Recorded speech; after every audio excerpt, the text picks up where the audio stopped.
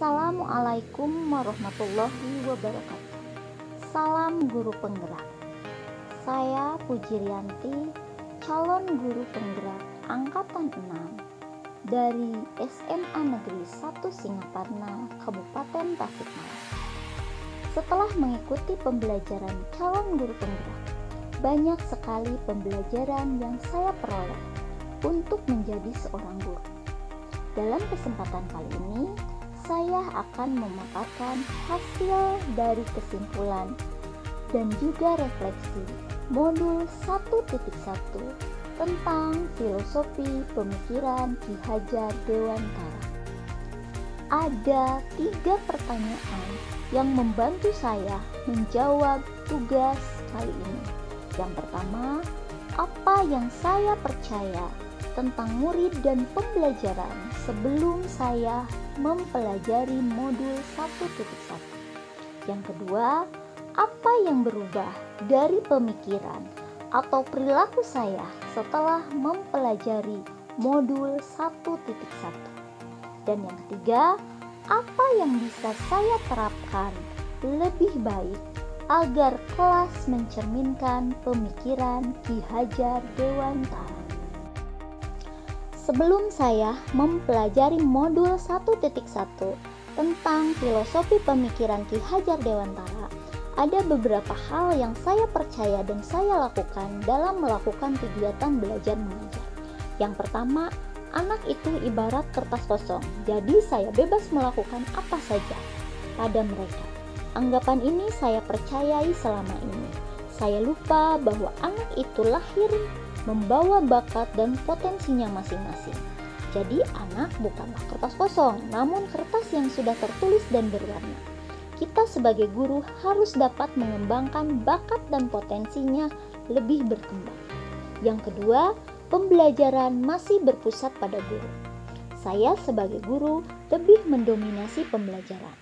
Dalam hal ini, seringkali saya tidak menggunakan model, metode, dan juga strategi pembelajaran yang dapat merangsang anak dalam pembelajaran, sehingga anak hanya diam menerima pembelajaran saja dan tidak ada timbal baliknya. Yang ketiga, saya hanya mengukur aspek kognitif saja. Ya, selama ini saya hanya fokus meningkatkan kemampuan kognitif anak saja. Saya lupa sebagai seorang guru, kita harus mengembangkan 3 aspek sekaligus, yaitu kognitif atau pengetahuan, afektif atau sikap, dan psikomotor atau keterampilan. Yang keempat, suasana pembelajaran yang kondusif, tertib, dan juga disiplin menjadi titik fokus saya dalam pembelajaran. Padahal, kegiatan pembelajaran yang menyenangkan, suasana bermain, dan anak bisa mengikuti alur pembelajaran itu lebih baik. Yang kelima, saya kurang memahami karakter peserta didik yang saya ajar. Dengan alasan terlalu banyak anak yang harus saya ajar. Jadi, saya mengajar hanya secara global saja, tanpa memperhatikan karakter masing-masing anak yang saya ajar. Yang keenam, berpikir bahwa saya sudah berhasil menyelenggarakan pembelajaran sesuai dengan tuntutan kurikulum.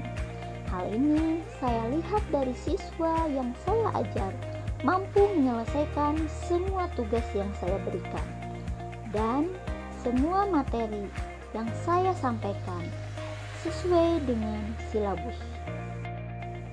Ada beberapa perubahan yang ada pada diri saya setelah saya mempelajari modul 1.1 tentang filosofi pemikiran Ki Hajar Dewantara. Yang pertama, memberikan peserta didik kebebasan dalam menyelesaikan tugas sesuai dengan minat, bakat, dan kreativitasnya masing-masing. Dalam hal ini, saya menerapkan bagaimana cara belajar secara merdeka.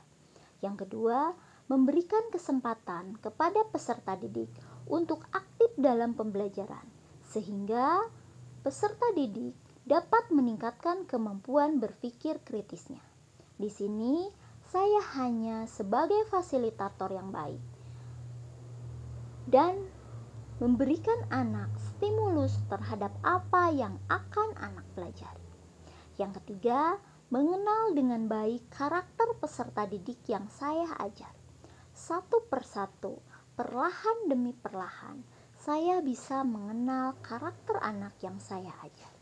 Yang keempat, saya dapat membuat situasi belajar yang nyaman dan menyenangkan. Karena proses belajar yang saya lakukan diiringi dengan bermain. Saya mulai meninggalkan situasi belajar yang kaku dan mengekang anak dengan aturan yang ketat. Yang kelima, melakukan proses pembelajaran secara menyeluruh. Artinya, di sini saya menyeimbangkan aspek kognitif, afektif, dan psikomotor. Sehingga pembelajaran yang saya lakukan tidak lagi hanya terfokus pada aspek kognitif saja. Sehingga saya bisa mencetak peserta didik yang cerdas secara intelektual, memiliki budi pekerti yang luhur, dan keterampilan yang tinggi. Yang keenam, menerapkan sistem AMONG, berusaha memberikan keselamatan dan kebahagiaan kepada peserta didik, lahir maupun batin, sesuai dengan filosofi Ki Hajar Dewantara. Penerapan sistem AMONG di kelas diartikan bahwa metode pendidikan yang berdasarkan silih asih, asah, dan asuh. Penerapan filosofi pemikiran Ki Hajar Dewantara yang akan segera saya lakukan adalah: yang pertama, merancang pembelajaran yang aktif dan menyenangkan. Dalam hal ini, saya akan menggunakan model, metode, dan juga media pembelajaran yang dapat merangsang keaktifan dan kreativitas anak dalam pembelajaran. Juga dengan pembelajaran yang lebih seperti permainan, namun anak masih dapat belajar. Di sini, pembelajaran akan berpusat pada peserta didik.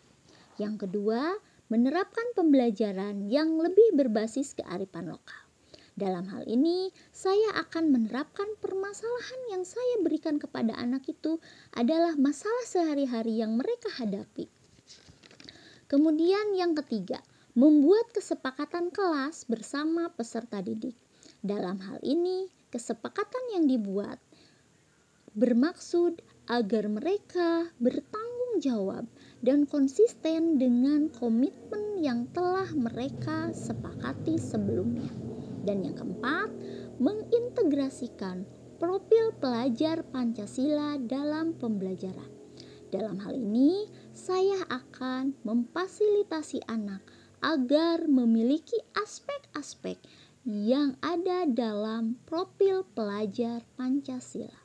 Dan yang kelima, menerapkan sistem pembelajaran yang sesuai dengan abad 21. Sesuai dengan pemikiran Ki Hajar Dewantara, yaitu critical thinking, creative thinking, communication, dan juga collaboration.